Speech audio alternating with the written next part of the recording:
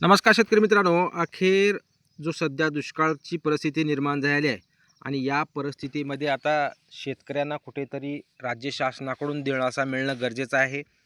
कारण रब्बी पिकं असो, पुढचे आता सध्याचे खरीप पिकं असो, हे पूर्णपणे वाया जाण्याच्या स्थितीमध्ये आहे आणि आता राज्य शासनाला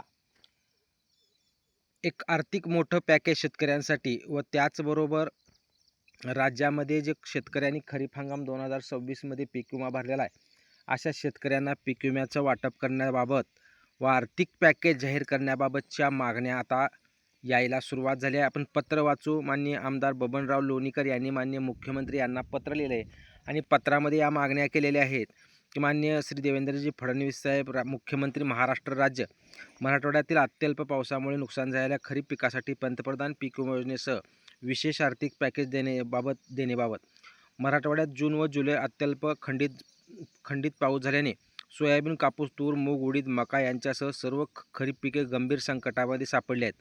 जमिनीतील ओलावा संपल्याने अनेक ठिकाणी पिकांनी माना टाकले असून उत्पादनात मोठ्या प्रमाणात घटण्याची शक्यता आहे. विहीर व बोरवेल आटत असल्याने पाण्याची जनावरांसाठीची पाणी व चारा यांचाही प्रश्न निर्माण झाला आहे.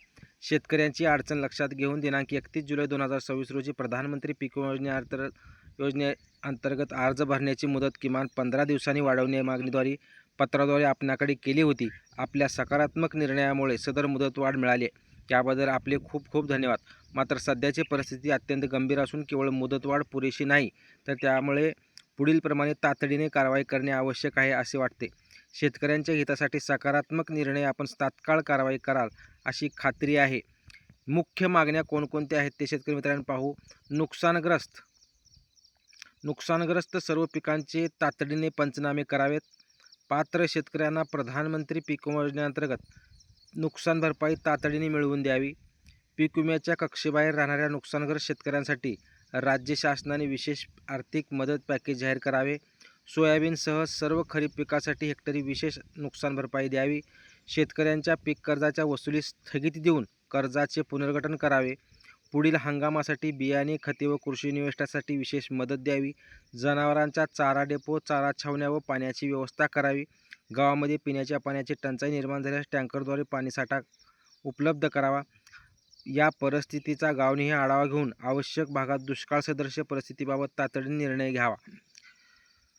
मराठवाड्यातील शेतकरी अत्यंत कठीण परिस्थितीत असून शासनाने संवेदनशील भूमिका घेऊन पीक विमा, विशेष आर्थिक पॅकेज, कर्ज सवलत तसेच पाणी व चारा उपलब्ध करून देत शेतकऱ्यांच्या पाठीशी खंबीरपणे उभे राहावे अशी मागणी सत्ताधारी पक्षाचे आमदार माननीय बबनराव लोणीकर यांच्या माध्यमातून करण्यात आले. शेतकरी मित्रांनो, आता हे पहिलं पत्र माननीय बबनराव लोणीकर यांनी 26/8/2026ला माननीय मुख्यमंत्री यांच्याकडे मागणी केलेली आहे.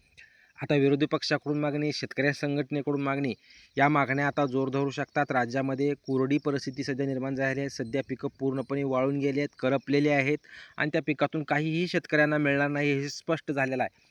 त्यामुळं आता भविष्यात राज्य शासन याबाबत कुठले निर्णय घेतं, मोठं आर्थिक पॅकेज जाहीर करतं का, सर्व शेतकऱ्यांची कर्जमाफी करतं का, पीक विमा तात्काळ दिला जातो का, हे पाहणं गरजेचं आहे. याबाबत कुठलीही जरी अपडेट आली तर चॅनलवर लागलीच व्हिडिओ, चॅनलवर नवीन असाल तर चॅनलला सबस्क्राईब करा व जास्तीत जास्त शेतकऱ्यापर्यंत व्हिडिओ शेअर करा. धन्यवाद शेतकरी मित्रांनो.